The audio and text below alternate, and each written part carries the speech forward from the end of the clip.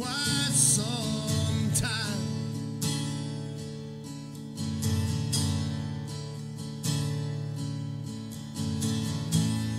Where were you when I needed you? When I cried for you?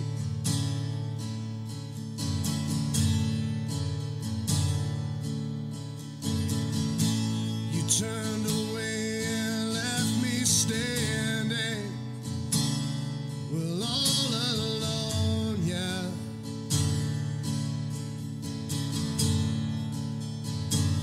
Jesus,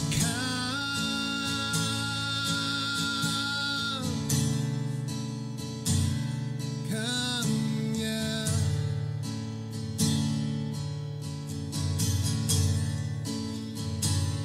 Jesus,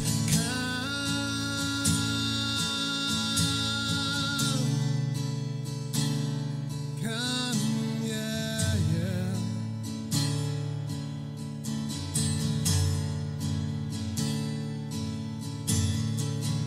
One moment we're hand in hand, then a single set of footprints in the sand.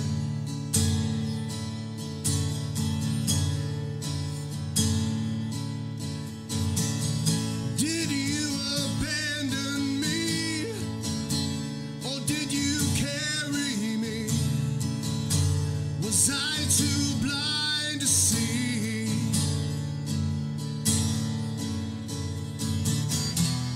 What I thought was the beginning of the end.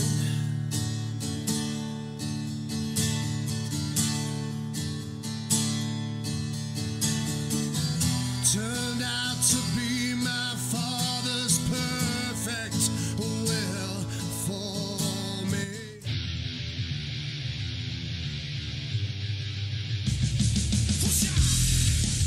You're listening to the God I Love Sports radio show with your hosts, Pastor Jeremy Mercer and Daniel Peralta, coming to you live from Hope Studios in Corona, California. Just a couple of regular guys who love God and love sports, although they don't always love the same teams.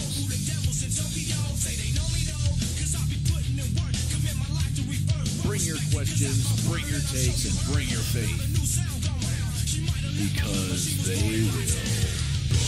Here comes the ready or not. Here comes the boys from the south. Here comes the ready or not. How you like What's up, everybody? Welcome back to the God I Love Sports radio show. I am your host, Jeremy Mercer. I'm also the lead pastor of Connection Church in Corona, California. I want to thank you all for tuning in, whether you are listening via the internet at hoperadio247.com or you've downloaded the Hope Radio 24/7 app and you're streaming it live right now. Some of you watching via Facebook. Shout out to everybody on Facebook. You are listening to the No Homer Show, where we tell it like it is, and you will hear some evidence about that today.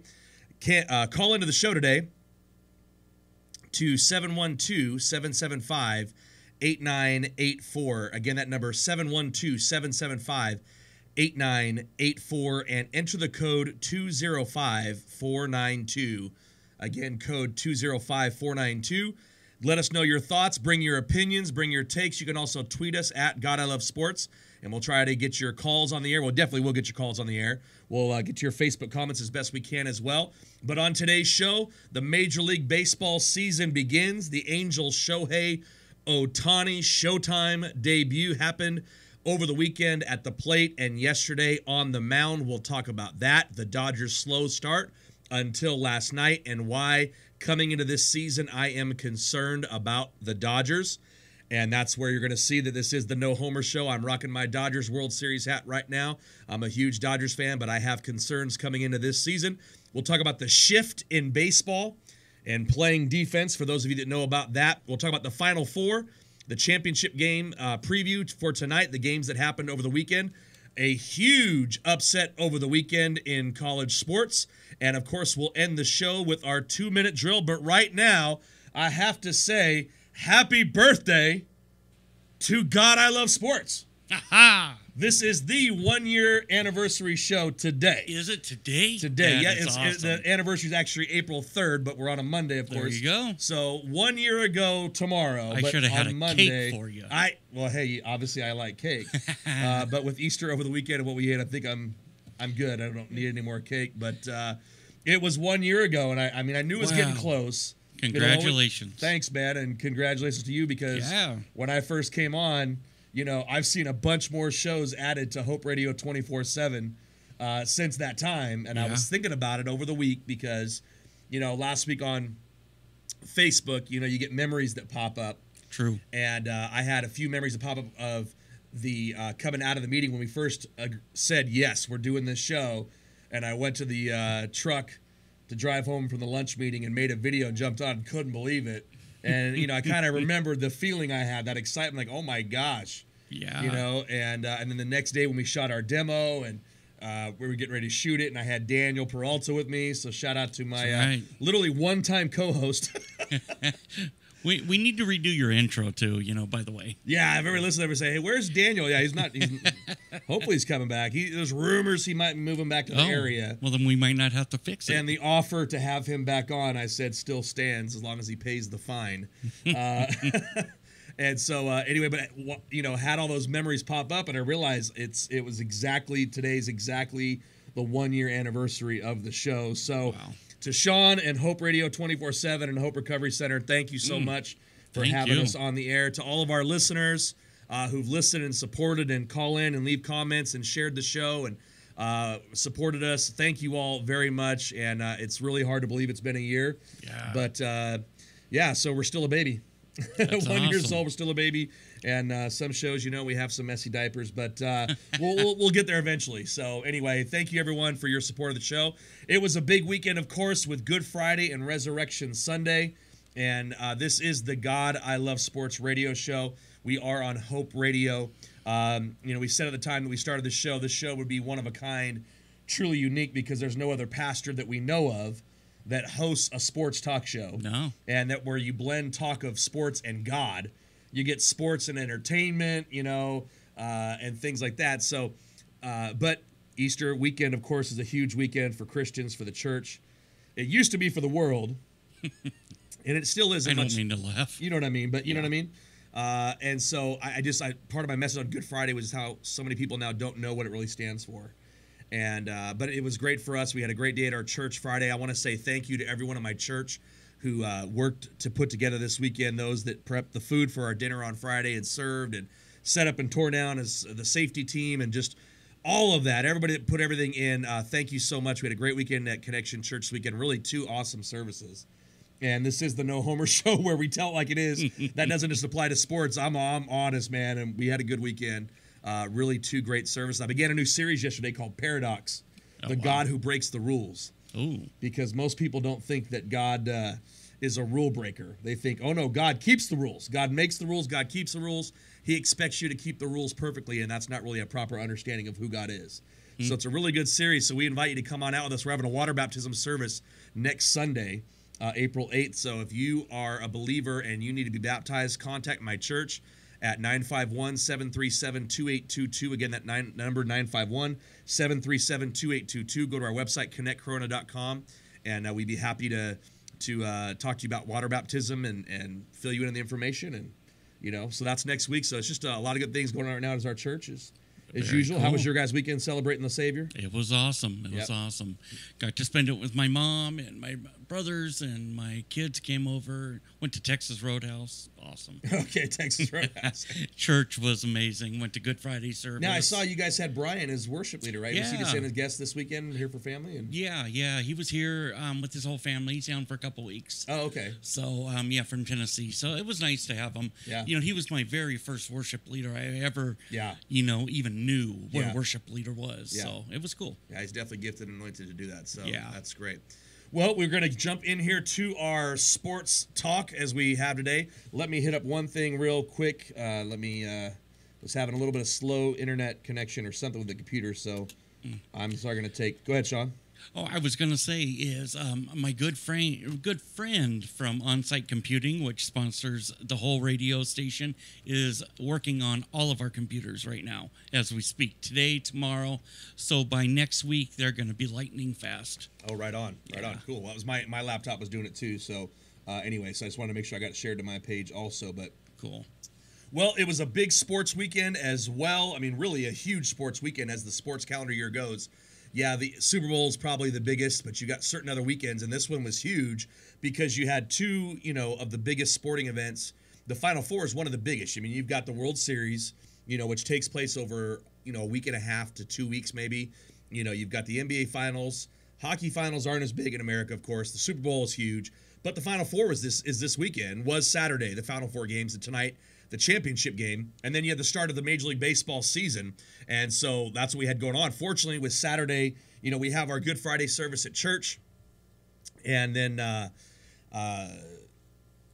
Saturday's off, and then we have church Sunday morning, so I just was really tired, needed to relax, so I got a chance to watch both games on Saturday, and I really enjoyed watching those games. It made me realize that I still do enjoy watching the game of basketball. I really don't watch hardly any college hoops during the regular season. A couple reasons. Number one, the regular season in college basketball doesn't really mean much. I mean, if you're bad and you don't get in the tournament, sure, that's going to factor in. But I only watch a little bit of UCLA during the regular season. And the other reason is all the one-and-dones and players leaving so early. I don't really know the teams and the players like I used to in years past. Before, if you had a really phenom freshman come in, like let's take the Fab Five freshman from Michigan, apropos for Michigan right now since they're in the championship game tonight. When I was a teenager in high school, the Fab Four were huge, and these five freshmen came in. Of course, Chris Webber, Juwan Howard, Jalen Rose, King, and I can't remember the other guy, Jackson right now. They were the Fab Five, and they went to the championship game that freshman year and lost. Well, then you're waiting for them to come back as sophomores and see can they do it again. So you want to watch them again because it's a storyline over more than one season. It builds from year to year. And then, of course, Chris Webber leaves as a junior, but you're still watching the other four go on as juniors. And so you get a chance to build and watch guys. As much as I hated Bobby Hurley and Christian Laettner and Duke in the 90s, them staying around till their junior and senior year, you got a chance to watch players, get to know them, and it gave you more time to get to know more players and different teams and see how they develop, and you bought in. You were interested in the story. And now with all the one-and-dones and players changing, and not just the one-and-dones, that's a huge part of it because that's your best players. That's the players you're most excited to watch. That's the players that are most entertaining. Let's take Trae Young from Oklahoma. This year, the first half of the year, he's getting compared to Steph Curry. I mean, the guy's an amazing player, and he was not expected to be a one-and-done. He was highly recruited, but he was not expected to play 1 year and go right to the NBA. He had such a great year. He's gone now. He's going to go. Well, now, and I'm a Sooner fan. So if he had come back his sophomore and junior year, then I'm going to continue to watch and see him develop and get better. And as good as he was this year, he would be better next year. As good as he would be next year, he'd be even better his junior year. And you can see guys play and develop and get better. Tim Duncan, played all 4 years at Wake Forest and then came into the pros and was ready to go right away. And so the one-and-dones to me are killing both college basketball and professional basketball, both. And I've been waiting for a couple weeks to talk about this. And so the one-and-dones really, and there's a big debate about this right now. And there's a lot of facets we could go into this one-and-done in college basketball. But the biggest reason why you have the one-and-done, I want to set the record straight today. I was planning on getting into this last week, but Ramon was here, and we ended up having a great time just going back and forth, and really had a fun show telling stories and hearing about his upbringing as basketball. My dad, Jim Mercer's jumping on here and says, hope Villanova takes it. I'm with you. And see, there's the thing. The Final Four, I know my dad is not a major basketball fan. And he's definitely not a college, but he wants Villanova to win. So even with the Final Four, you have the quote-unquote casual sports fan who is watching and is into the Final Four. And Villanova's a team that won the championship just 2 years ago. Last week with Ramon Merchant, host of Epic Thoughts on Tuesday nights and the Hope Lounge on Thursday nights here on Hope Radio 24/7. sports.com, we were talking about it and saying we thought they won 3 years ago. It was just 2 years ago. Last year was North Carolina, and then the year before that was Villanova. So the core of this team is the same. And you have players now that are seniors that were sophomores then. They were contributors then. They're leaders now. But the one-and-dones are killing both college and professional basketball because you have all these players that, of course, you know, they want to go to the NBA. I'm not mad at them for wanting to go to the NBA. That's their dream. They're basketball players. Not only to be among the best, that's the elite level basketball in all the world. So they dream to go to the NBA, as anybody would, as I did when I was a kid, wanting to go play professional baseball, professional football. I realized by my freshman year, I am not going to be good enough to do that.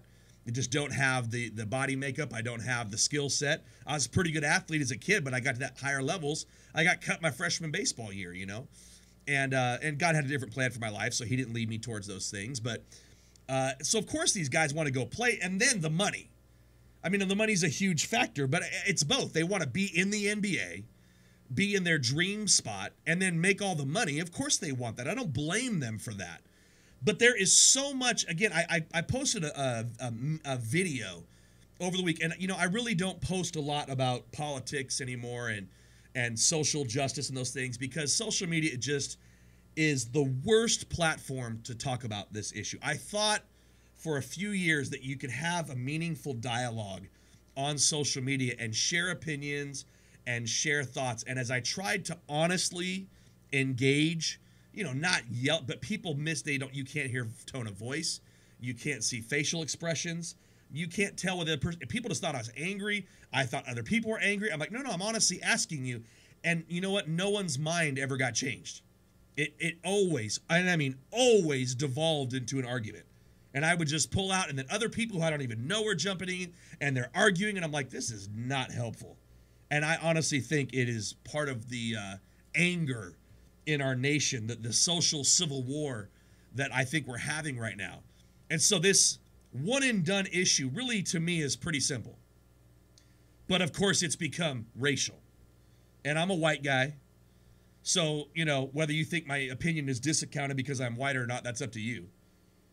But it's been made, and I heard it on a national sports talk show on television, one that I watch almost, you know, several times a week. I won't say every day, but if I have time, I'd watch it every day. And you had a former NBA player on there, Steven Jackson. And he goes on and basically goes on this rant, and you can tell he's intense. I won't say angry, but it seemed angry. But intense, and this is awful. It's an injustice. And basically his whole opinion was it was the racist NCAA who have it out for black kids and won't let them have their dream, won't let them go and make millions of dollars and change their family, won't let them do that. And the whole time I'm going, dude, it's not even about the NCAA. I mean, I'm just frustrated. Finally, one of the co-hosts on the show, who himself is black, ended up saying, wait a minute, you know that's not an NCAA rule. So let's set that record straight right now.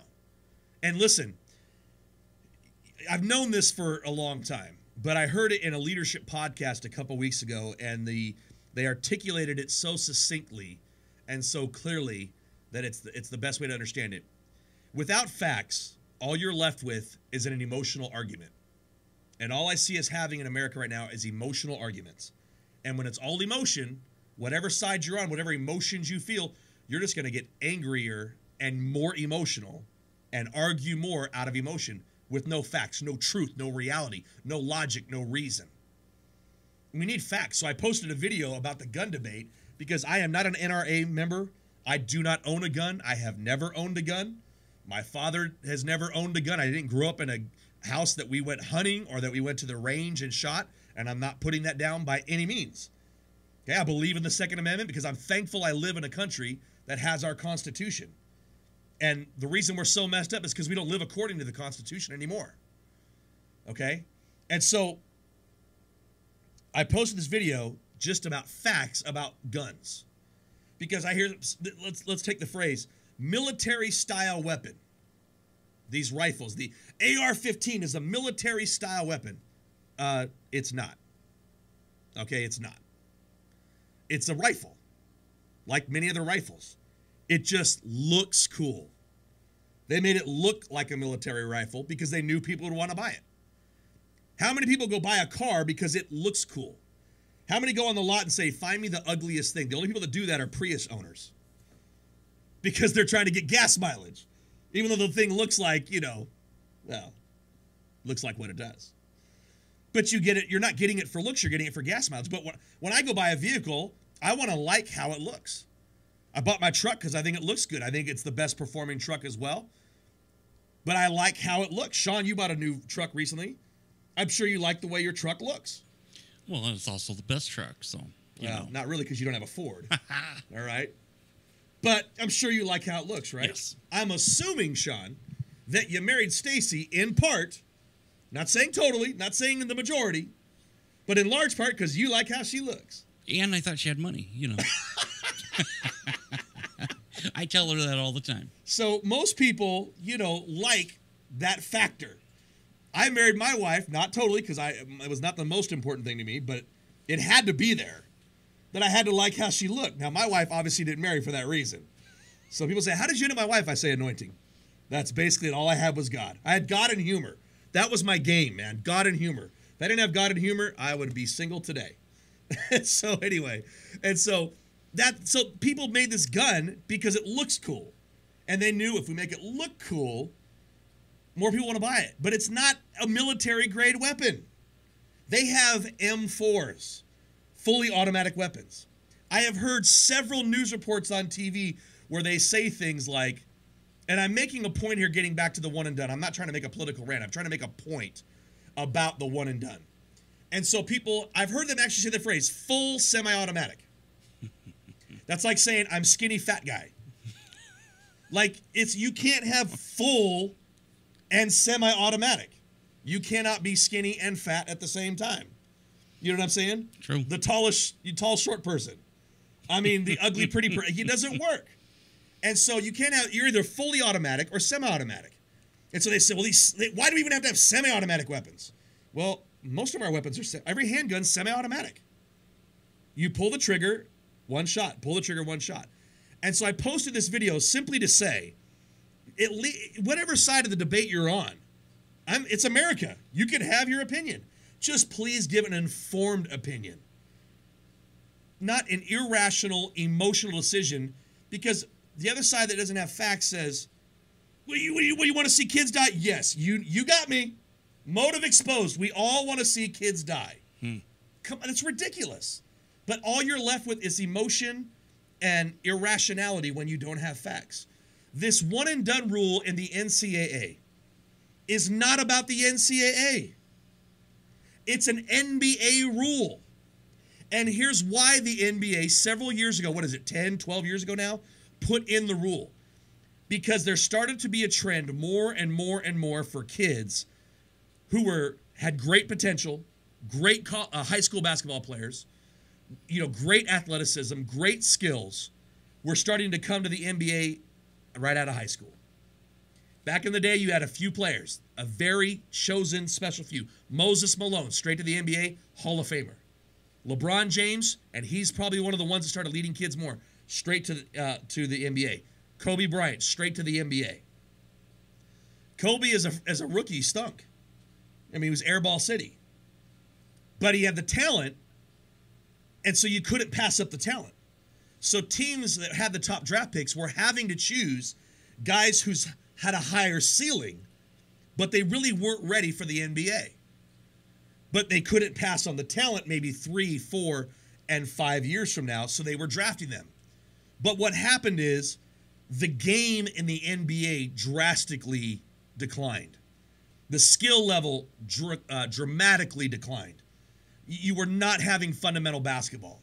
You started having really poor basketball to watch. So the NBAA imposed a rule to try to help themselves not choose these players right out of high school who really were not ready for the grind and playing against grown men and whose skill sets weren't developed yet. So they instituted the one and done. And so now what you have is these players who just go to college because they have to. And so, but they're only there 1 year. so you can't build and develop. And then they still come as 1 year players in, and a lot of them still aren't ready. But they think they're ready because in case you're unaware, and if you're not a young person and you're older, and you remember, when you're young, you think you're a lot better than you are in a lot of things, and then you go through life and you get humbled. Well, these kids, I can do it. No, I'm ready. I'm going to be amazing. I'm going to be, especially now they're so entitled. They've been patted on the back and given trophies all their lives for doing nothing and told they're great. Then they go play AAU ball. They get shoe sponsors. These guys think they're celebrities. They go on. Now they're YouTube stars at 15 years old, and they think, oh, no, I'm ready. So the NBA put in this rule of one and done, or at least having to go to college for 1 year, thinking it would lead a lot of players to stick around for a second year. But it's just hurt both the college game and the pro game. And I've been saying this for 10, 12 years. The NCAA, people are going nuts. Oh, it's racist. The racist NCAA. It's not even an NCAA rule, people. It's an NBA rule. So you're arguing against I think the NCAA is a terrible organization.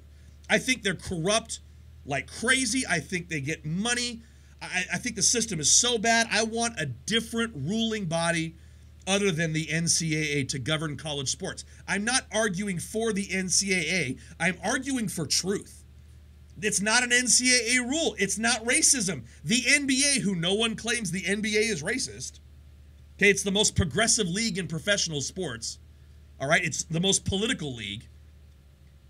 And so it's their rule. It's why it has nothing to do with the NCAA. Get your facts straight. But I think the NBA needs a rule like the NFL. The same rule applies in the NFL. You are not allowed to enter the NFL until you have been out of high school for 3 years.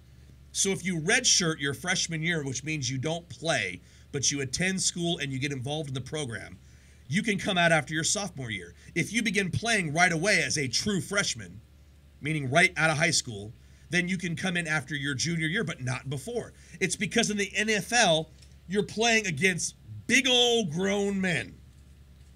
And so they're not ready. They'll get killed. And so they put a rule in on themselves to say you cannot come until this time. And so you have that rule, and it's good for the NFL, and it's good for college football. College football arguably is the second biggest sport after the NFL in America. People love college football. It's good for both. The NBAA should do the same thing. 3 years. And now there's all this talk about, at least 2 years, or if you come out of high school, then you can come straight to the NBA. But if not, then you can, go to college at least 2 years. I'll take 2 over 1. I'll take 2 over 1. But it's not racist. Look, I think of a kid this is America. You have freedom. One of the things that we try to do now, why we're losing freedom, I don't know. Sean, do you have an opinion on this? I feel less free now than I did as a kid. That we have less freedoms now than we did because the government is going to tell us, oh, no, we need laws to protect you. And now, as a kid, I thought, oh, that sounds good.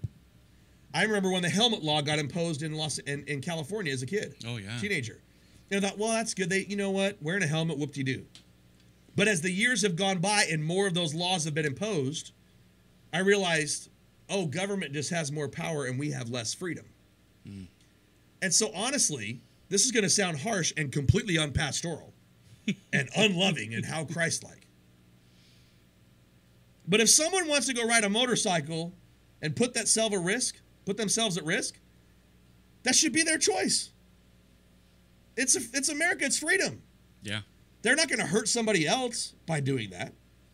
True. Is it safe? No. But isn't America supposed to be built on freedom? True that. So I'll take more freedom and less government than the government telling me how they're going to protect me. And a rant there. So look, if a kid wants to come to the NBA out of high school and he's not ready and he screws up his life and his career, well, it's up to that kid. The one law I disagree with is riding a bicycle, having to wear a helmet. Have you seen grown... I almost cussed. Oh, my gosh. You almost said grown booty men? Yes. Yeah. Have you seen grown men on a bicycle with a helmet on? It's just never funny. Without spandex shorts. Exactly. Where comes the helmet comes spandex shorts. Exactly.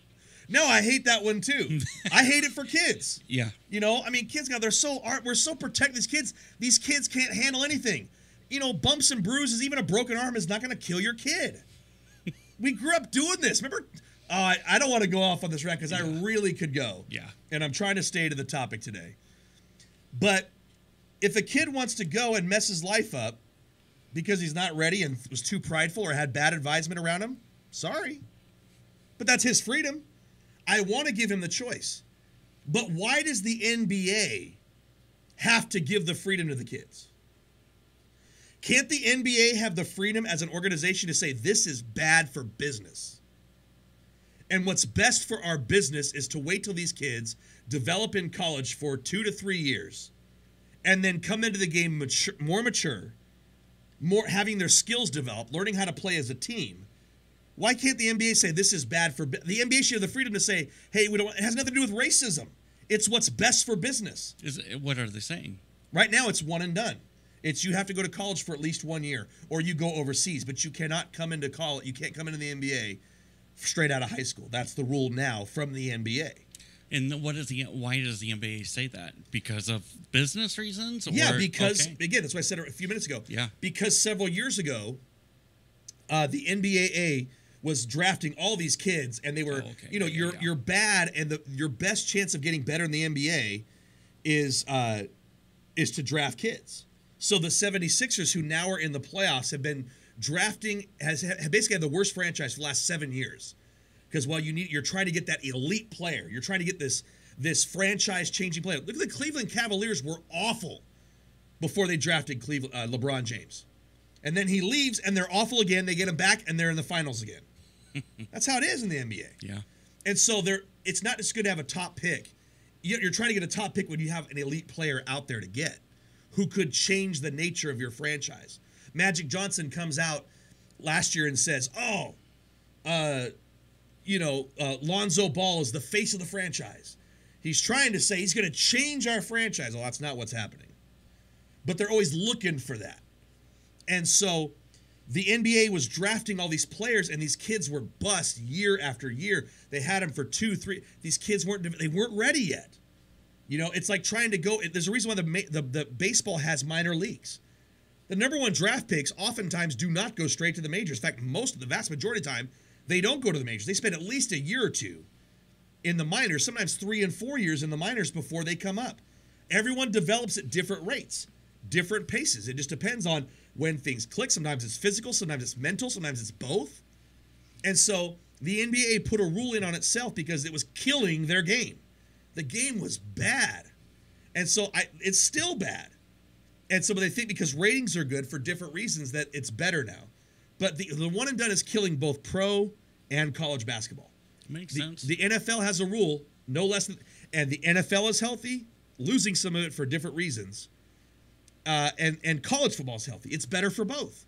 So I'm into freedom. But the NBA should have a freedom to say it's what's best for business. But if the kid wants to go and he's not ready, that's up to the kid. That's up to him. I don't care. I mean, I care about him. I want him to make the best choices for his life, but he has the freedom to choose whatever he wants. But there's no reason the NBA can't choose what's best for them as well, and the NCAA too. So anyway, the one and done is really killing me. We're going to continue this. You're listening to the God I Love Sports radio show on Hope Radio 24/7. We're talking about the Final Four, and we never got to the games yet. I'm going to get to that on the other side of the break. We're talking about one and done and why I don't like the NBA anymore and all these things. Real quickly, a couple comments here. Jim Mercer saying, wow, that's the truth. Jody Judkins saying, go Jeremy. Thank you. Robert Vargas Jr. jumping in saying that's why athletes don't choose MLB. They do NFL or NBA so they can go straight to the pros and get paid. We'll come back to this and the Final Four on the other side of the break. You're listening to God I Love Sports Radio on Hope Radio 24/7. This is Hope Radio 24/7. Online at www.hoperadio247.com. Cutting Kings is Corona's premier gentleman's barbershop. Discover our personal touch with a hot towel shave, essential oils, or neck massage. We service all hair types and are located on the historic Grand Circle. Call 951-208-3057 or book online at cuttingkings.com. That's KUTTNKINGS.com.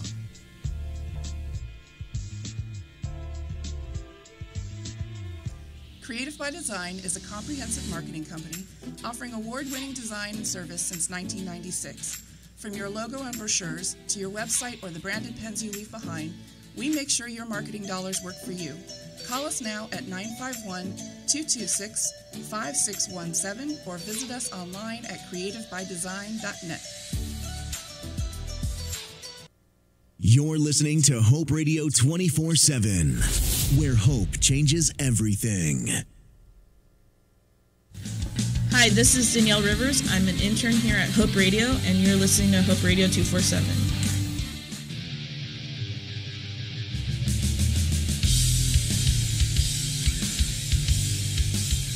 Welcome back to the Gotta Love Sports Radio Show right here on Hope Radio 24/7. We're talking about the NCAA, the NBA, the state of basketball, one and dones, kind of all that there in the mix. And so, I enjoyed watching the Final Four games over the weekend. And, there's some reasons why the NBA has almost completely lost me. I really don't watch the NBA. I keep up with what's going on. I start to watch certain games. I still want to like it, but I don't. So here's what I did and didn't see when I watched the Final Four of the weekend that I liked seeing and that I didn't see that I don't like in the NBA.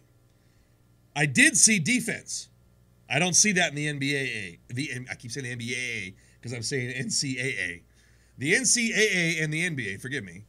I did see defense, but I don't ever see defense in the NBA anymore, and I can't stand that. I grew up with tough defensive basketball. A friend of mine posted a video this morning about highlight reel from Magic Johnson saying, I loved this era of basketball. And I'm watching it going, look, it was phenomenally entertaining.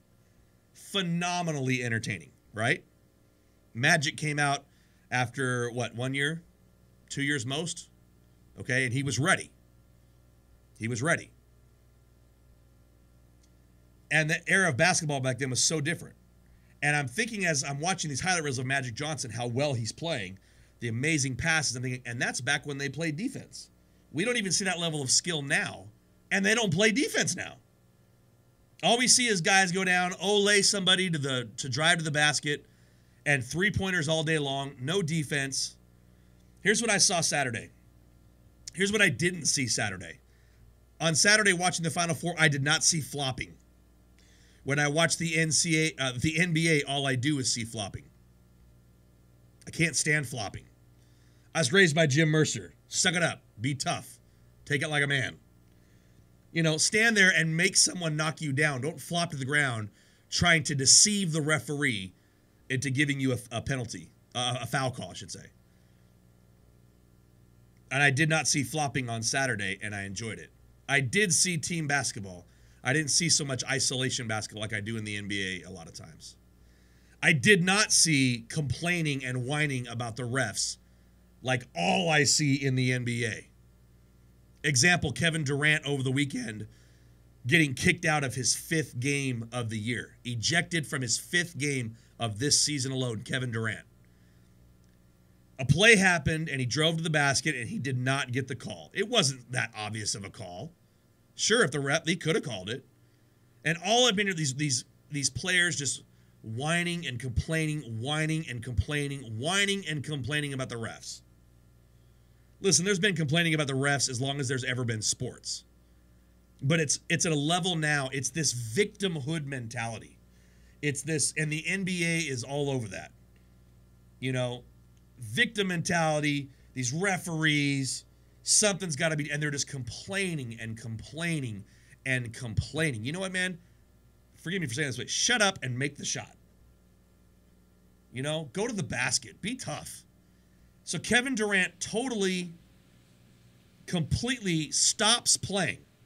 I mean, the play's still going, but he stops playing, heads straight over the referee, and he's standing there waving his arms, whining and complaining to the ref while his team has the ball, is running their offense and trying to score a basket, but he's not involved in the play, so it's 4-on-5, so he can whine to the referee.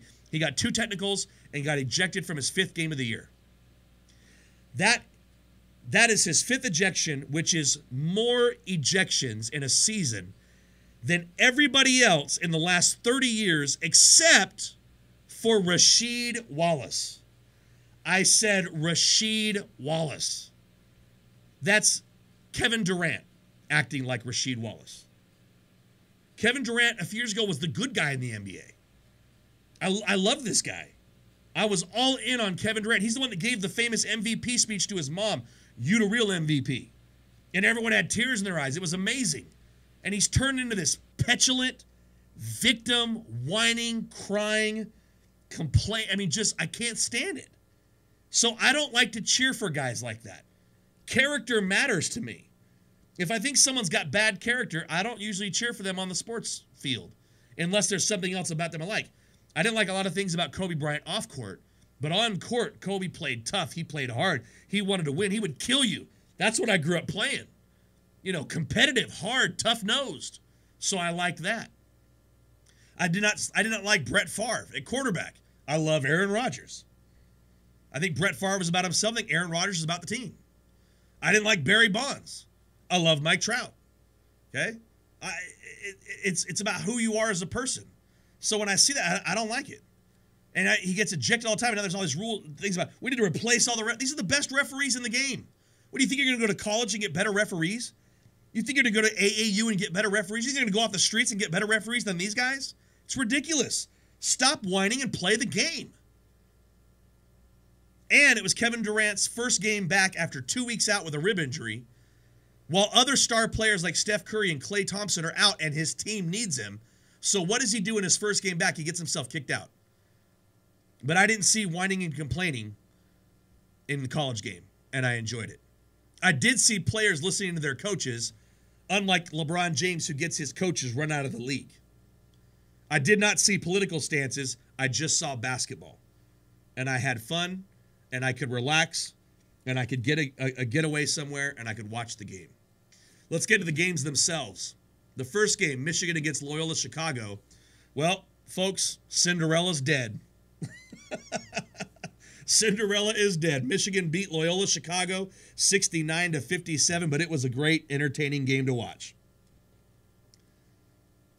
Looking at some comments here on Facebook, seeing which ones I want to pull in. It was a great, entertaining game to watch, but the bottom line is Loyola Chicago seemed like they just ran out of gas. They were playing well. They had the lead in the first half. They had the lead into halftime. They had the lead well into the second half. And I'm watching the game going, oh my gosh, are they going to do this? Are they going to pull this off? Are they going to beat Michigan and go to the finals? Oh my gosh, they're going to do it. They're playing well, playing good defense. But in the second half, Michigan just started to come back with about 11 minutes left. You could see them start to all of a sudden score. 10 minutes left, 9 minutes left. They started scoring more, and it became obvious about 8 minutes, 9 minutes left that Loyola Chicago could not stop them. 6 minutes left, whatever the time was, they had the lead again, and you knew they're just going to run away from it. The final score, 69-57. Goodbye to Sister Jean, the 98-year-old nun, who was the team chaplain, who was so cool, not only to see the Loyola Chicago players go out and show her respect, but I saw Michigan players after the game go over there, young guys go over to an elderly person, respect. I saw black guys go over to a white lady, an old white lady. Okay, and I just say it straight here. I just say it straight. And go over and just shake her hand and honor her. And it gave me so much respect for those Michigan players. I thought, good for you guys. All of them, black, white, all the players. Going over and showing respect like that. Anytime someone shows respect, I respect that. If you want to get respect, show respect. Bottom line. That's just principle for life. If you listen to the show today and you walk away with nothing else, remember that. If you want to get respect, show respect. Well, they're not respecting me. Well, you're not going to get respect by you also showing disrespect. I could preach on that right there, but I'll say by preaching for my church. But Michigan played well, especially down the stretch. Michigan outscored Loyola Chicago 47-28 in the second half, and they totally just ran away with the game. It's Michigan's 7th straight win in a national semifinal game. They have not lost. When they get to the Final Four, they've not lost since 1964. Mo Wagner had a huge game with 24 points and 15 rebounds. Mike McBride, I see your comment. I'm going to come to you in just a moment. He was the first player, Mo Wagner, okay, was the first player since 1983 to have at least 20 points, he had 24, and at least 15 rebounds, had 15, in a national semifinal game. Who was the other player to do it? Who's the most recent player to do it? Hakeem Olajuwon. He had 21 points and 22 rebounds. There's only 2 players that have had at least 20 points and 15 rebounds in a national semifinal game. Check these names. Hakeem the Dream Olajuwon and Larry Bird. That's how good of a game Mo Wagner had for Michigan. Great game. Inside, outside, three-pointers, rebounding, hustling, the play where he jumps the scorer's table to try to save the ball and he kicks, the Bill Rafferty, and knocks his glasses off and breaks his glasses because the guy's hustling. I love it. He had a great game, good game to watch. I enjoyed it. Loyola Chicago had one of the greatest runs in the history of college basketball. They'll be remembered forever, okay, getting this far. Sister Jean will be remembered, the Ramblers. So credit to them, great job. But Michigan moves on to the championship game tonight. Mike McBride jumping here, who plays college basketball, says, do you think the NCAA would be healthier and able to lift the one-and-done rule if they allow teams to distribute stipends to players? Mike, you bring up a great point. But again, first of all, it's not an NCAA rule. This is an NBA rule. The NBA is the one that bars players coming into their league directly out of high school. So, number one, it's not an NCAA rule. The player stipend for players. Listen, I've been all over the place on this argument. The rule has been you cannot play college players. You cannot pay them because of the inevitability of corruption in the game. Boosters that are already doing it. I mean, it's already happening. Who are we kidding? It's happening. These boosters find ways to pay the best players to come to their college. So it makes the system corrupt. But the system's corrupt, and I think there's no saving it. So I shared this example with my wife over the weekend because we were talking about this at home. God bless my wife for talking about sports with me, huh? And so I tell her, let's take this. I said, what's happening is you have these players in college, the best players. And, I said, babe, remember this? When I went to Oklahoma to meet you and to go to an OU game, I bought an Oklahoma Sooners jersey. And I bought number 20 because of the linebacker at the time they had, who was one of the best players on their team, Rocky Kalmus. That's why I chose the jersey number 20. But his name wasn't on it, just the number. Because you can't put the name on it. So let's take another football player, Michigan. When Charles Woodson was there, his number 2 jersey was one of the hottest selling jerseys in the nation. That number 2 in the maize and blue was awesome. A cool looking jersey. I still would love to have that Charles Woodson jersey. So the school sells it, and they make a ton of money on all these jersey sales because their teams are good, and the player gets 0. My wife said, that's not fair. That's not right. So I said, exactly. They're making all this money. The universities are making. I said, when a football team, when Alabama goes to the BC, or not the BCS anymore, but the college football playoff games, these bowl games, they get millions and millions and millions of dollars, let alone the TV contracts for the conferences. The coaches get paid tens of millions of dollars. And I know the argument is, well, these players, they get a free college education. And I said, that's true. And who knows what that can turn into. But let's say that $400,000, if you go to a school, it's $100,000 a year. Maybe $200,000 to $300,000. So, yes, that can turn into multiple more millions, possibly, in their lives if they apply it right.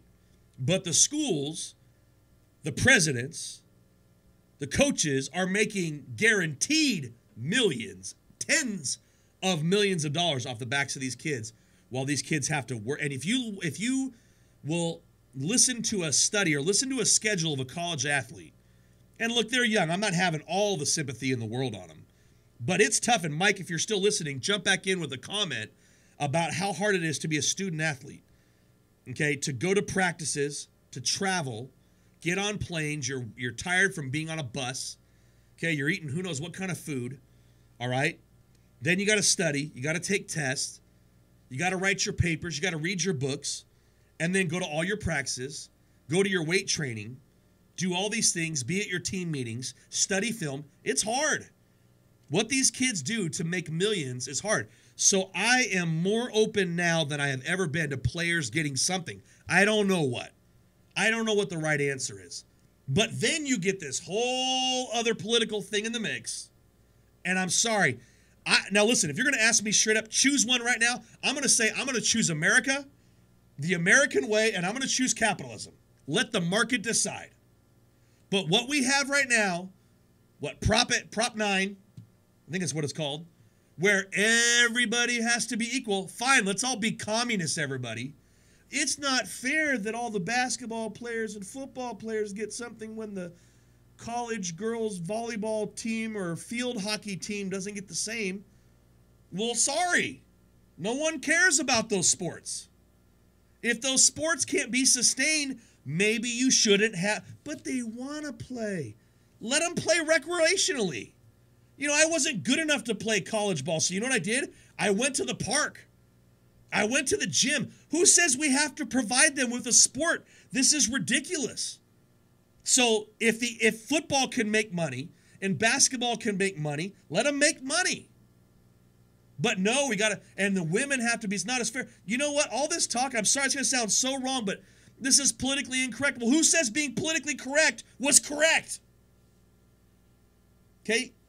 Male athletes are dominant over female athletes. I know, Sean mockingly, off camera and off mic. Let's reenact your reaction you just had right now. I'll say it again. Let me set you up. I'll throw the alley, you slam it. Okay? Male athletes are physically dominant over female athletes. Sounded better back here. I know it did the first time. The first time's always the best one. I know, shocking, right? What's the attendance at the college? Listen, let's agree on something. Don't you think if you can make money in the TV business, if they can make money, they're going to make money? Oh, yeah. Right? If you can make money, you're going to make money. So if you can make as much money off of the women's college basketball tournament as you could the men's, don't you think they would have as much priority as the men's? Women's have one? I didn't even know they had a Final Four. That's bad. That's true. But they do. And look, it's worth something. Is it the same as the men's? No. It doesn't feel nice. Well, who cares? Suck it up. I mean, we live in this whole, we're victimhood in our feelings and we're lost in our, who said your feelings were right? Who said your feelings were fair? It's the market. The market, let it decide. You don't get the same attendance. There's a reason that the women's basketball tournament does not take place in a dome like the men's. Not as many people attend. All right, Mike McBride, who plays college basketball in the state of Colorado, jumping in here, says, coming from a walk-on standpoint, but even if you are a scholarship player, you work out, you study, you have meetings, you have all these other things, and you clock in more than 40-plus hours. Me personally, I don't receive any money from my work and time in the game. You can't get a job either. I believe there's an NCAA rule. You're right. That's the thing is, you're not allowed to have a job. Because they would say, boosters would then say, yeah, I'm going to hire you to work at my car dealership, but never work. We're going to pay you. So, but again, now a guy like Mike, who's a walk-on, and has to spend 40 hours a week just for his sports. And he's paying for his own tuition. And he has to work 40 hours a week just to play basketball, and he's got to study on top of that. How many hours a week do you work and complain about if you go overtime in your job? So these kids are busting their tails. I'm okay with them having something. He jumps back in here. Mike McBride jumped back here saying it's hard to eat when you don't have money. I assumed, Mike, and tell me if I'm wrong, I assumed that you got fed by your school. Do you not get fed by your school? You don't have a meal plan there to eat, like at the cafeteria or something? I know a guy that I went to high school that I played ball with who ended up going to play at a D1 school in college where they gave him an unlimited, he was a star player. I don't know about a star, but a good player. He wasn't a walk-on. He was a scholarship athlete. They gave him an unlimited use card at the Burger King because he was a lineman. And they wanted him big. That was some healthy food. Yeah, well, he came back his first semester. We were like, dude, I won't say his name on air, but we were like, dude. And he goes, man, they wanted me no less than 300 pounds. He left high school like at 230. And They wanted him at 300 because he was a lineman. And so, anyway, so they gave him that card there. So it's a hard issue, no doubt about it. I mean, it's a hard issue. But let's get back to the games here real quick because we're running out of time here on the show. thought I'd get to some baseball. I'm going to try to cram that in real quick. Michigan is on. I think Wagner has got to have a great game tonight. I think Michigan has a chance. Villanova boat raced Kansas, man. They jumped out to an early lead. I expected this to be a great game. I was so excited to watch this game. Number 1 Kansas against number 1 Villanova. Villanova came out hot, shooting threes like crazy. I kept the whole game. I'm going, wow. 30 seconds later, wow. Because they just kept taking and making threes. And my wife and son were there, and they were watching a little bit, but they were talking to and doing other things. And they would say, my wife would say, what happened? I go, they made another three. I go, every time you hear me say, wow, they made another three-pointer. I couldn't believe how many three-pointers they made. They shot the lights out. But the thing is, I don't think they can shoot that good again, because that's an anomaly. Not anomaly. You're going to have games like that when you're a good three-pointing shooting team. And Villanova is a good three-pointing shooting team. But I don't think they're going to have a game like that again. And I think Michigan plays better defense than Kansas. Well, I know Michigan plays better defense than Kansas. And so in the semifinal game, Villanova actually broke the NCAA single-season record for most three-pointers made in a season. So I'm hoping it's a good game. The semifinal games were good. They were entertaining. They weren't great games. I'm hoping the championship game is a great game. One more comment here. I'm going to finalize it off with Mike McBride saying, our meal plans are very expensive. In order to make sure I could even go to this school, I needed to have a bare bones tuition bill. Love the show, Jeremy. Can't wait for the next one. Thanks, Mike. Appreciate you listening in, man. Appreciate your contributions every Monday right here at 3:30. Hey, man, share the show on your Facebook page. Tell all your friends in college to listen, man. Tell them about HopeRadio247.com. A lot of great shows. I know you go to a Christian university. There's shows for men. There's shows for women. There's shows about studying the Bible. Shows just about life. Sean's show tomorrow, Hours of Hope at 11 a.m. to 1 p.m. California time, Pacific Daylight time. So thanks a lot, Mike, for listening. Appreciate your contributions as someone who's actually playing college basketball right now. But anyway, we'll see what happens tonight. I'm still picking Villanova. After the initial weekend, I came in picking Villanova. I hope it's a great game tonight. Villanova, look for them to win this game. But Michigan does have a chance, but I'll definitely be watching tonight. And one final thing about the Final Four before I move on completely. What the heck is up with that awful, annoying car horn buzzer they have at the Final Four? Look, I announced, I'm in the stadium, the arena, I should say, when college basketball games are played. And, you have a buzzer. A buzzer. You might even have a good air horn. A good air horn, like, I can't do an air horn sound. But this was like that's more game show, but, you tried. I tried. A for effort, but F for execution. So anyway. But, nice buzzer sound. That is that hard, I don't know, it's a stadium sound, or a nice air horn, a good loud air horn, But they had like this 1970s Mitsubishi lame car horn, and I'm watching the first game, Loyola Chicago versus Michigan, and I keep going, I'm thinking, is someone's alarm outside in the neighborhood going off? And I want to go outside and, you ever have an alarm go off and no one's turning it off and you're annoyed and you want to go outside and just shout, hey, somebody turn off your alarm, Because it's driving you crazy, I wanted to do that, and I realized, wait a minute, is that the horn at the game in the stadium? And it was. So all 2 games I have to hear this, because every time they buzz someone in or the clock has to stop or whatever, it's just awful. So it's so annoying. I'm not looking forward to hearing that, but I am looking forward to watching the game tonight. Yes, Sean, there is women's basketball. Huge upset. I don't have time to talk about it, but who cares? It's women's basketball.